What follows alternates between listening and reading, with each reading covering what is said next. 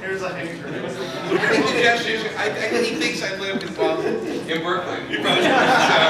It's the way I get a seat on the subway. That's fine. I'm gonna get kicked a lot, don't worry. Person doesn't really know who you are. I think it's very sweet. I mean, That's like the guy on the moonshine guy. Yeah, it's like it's the art of trying to find a spot when you're not gonna get in anybody's way.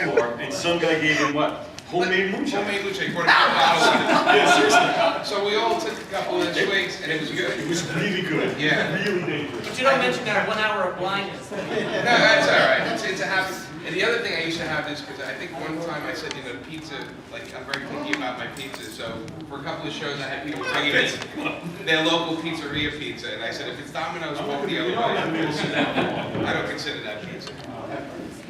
Well, I've never done a DC Nation panel sitting down. Okay, so this is not going to be the Stand first. up. I am. We're going to do it in a second. We got a couple of minutes. We got a minute left. I'm pretty impressed that we have this many people, and the fact the place isn't even open yet. It's actually kind of nice. It is open. Well, like, for the general admission, it starts at 1 o'clock. No, I think they threw that idea because there was a giant mob. Oh, Was really? it? Okay. I remember walking Mom in, was there was gonna kill disco him. music playing. It was dancing. Anybody hear that? The front door? That was going on? How funny was that? I was like, yeah. I wasn't surprised, honestly. I think that was an anime thing. It was real fun. I love it though. It was like pure energy though. Like everybody was like I don't know to whether get in. it was the anonymous guys or I don't know. I don't know what they were doing. Disco.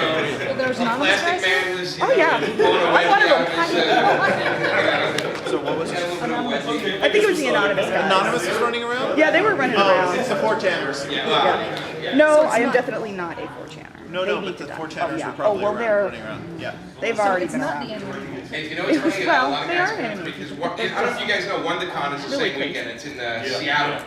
And it's No, San Francisco. I mean San Francisco. It's a little bit of a trip away. But DC sent everyone there. Yeah. But they sent Dan here. Other way around. I chose to come here.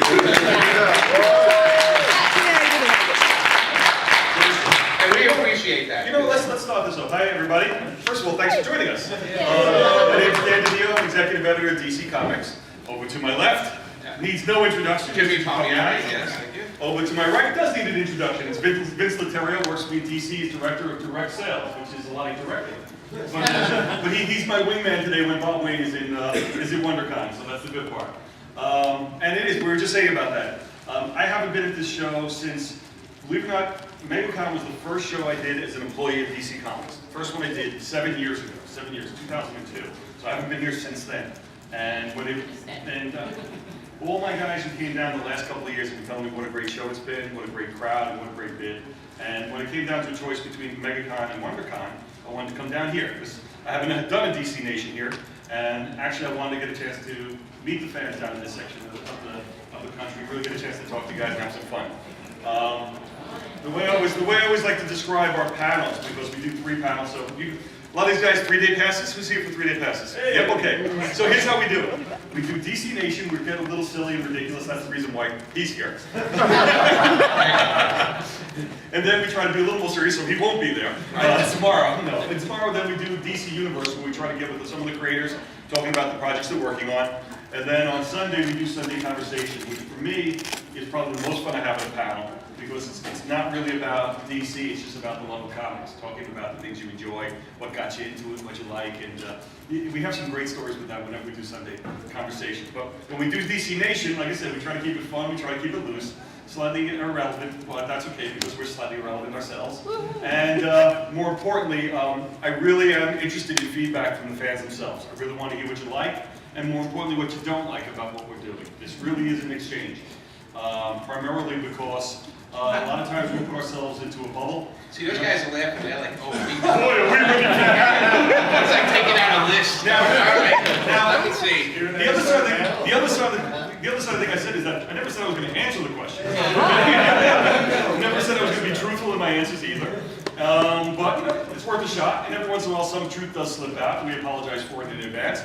But one of the things I like to say is here's what we're doing, because we've got a lot of things going on in DC right now. And from my standpoint, as I was saying, is that a lot of times we get so insulated about what we're doing, we're always working amongst ourselves, that we forget sometimes what it is that people love, what excites them. You know, we get a little jaded sometimes, and I always use this expression, which is, it puts us in a bad light, but what the hell. I always say that we get our comics for free. Seriously, our guys get our comics, we all get a comp box, and we all get free comics, one of the joys of working at DC, or being one of our top freelancers. Yes.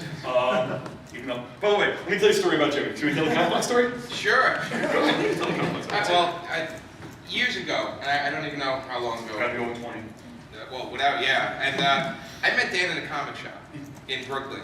He was just another guy that was there who was very vocal about what he liked and didn't like in a comic shop.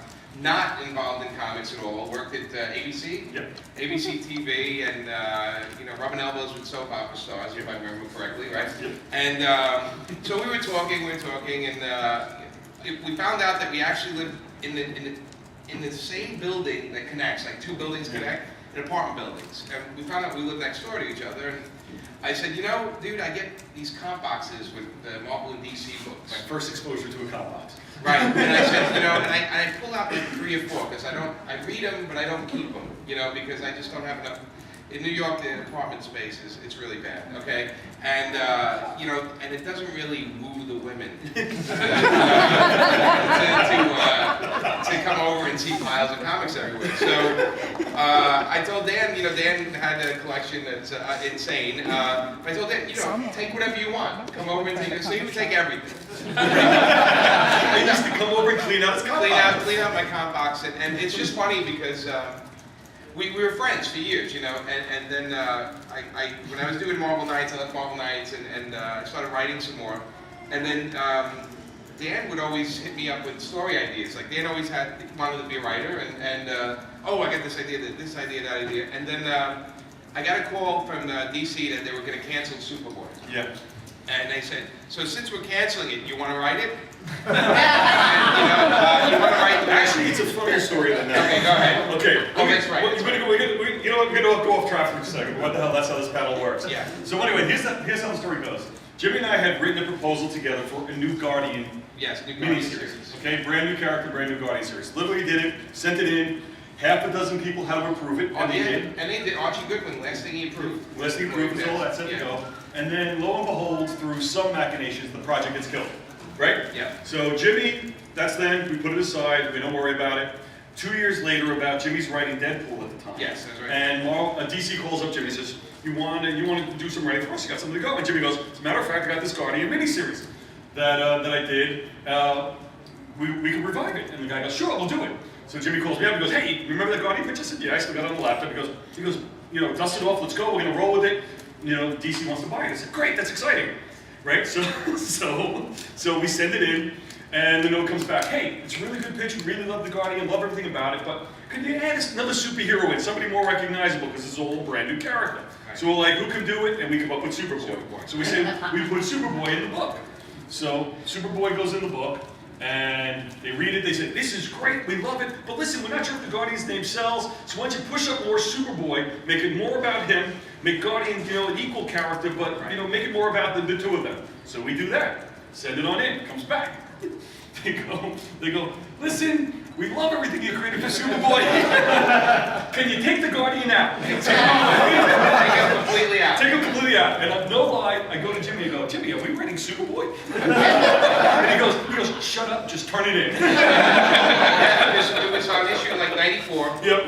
And they said it's going to get canceled in a couple of issues. So what we did is we came up with an idea, well, if Superboy wanted to step out on his own, he needs a job. And we made him a super in an apartment building, which I still think is hysterical. I still think it's infinitely more readable than all the cosmic adventures. And we had him flirting with the girls downstairs and fixing pipes with the old lady and the crazy Catwoman and the whole thing. We did all that crazy thing. And then they kept telling us it's going to get canceled, but write another one. Yeah, write another one. But again, it gets worse. Right. He's being nice on the story. Yes. I'm going to be fun on the story. So what happens ultimately is that we create a whole story which is going to culminate in issue 100. Yes. So, and then we weren't going to be canceled, believe it or not. Superboy wasn't going to be canceled. Right. Because I know who canceled Superboy.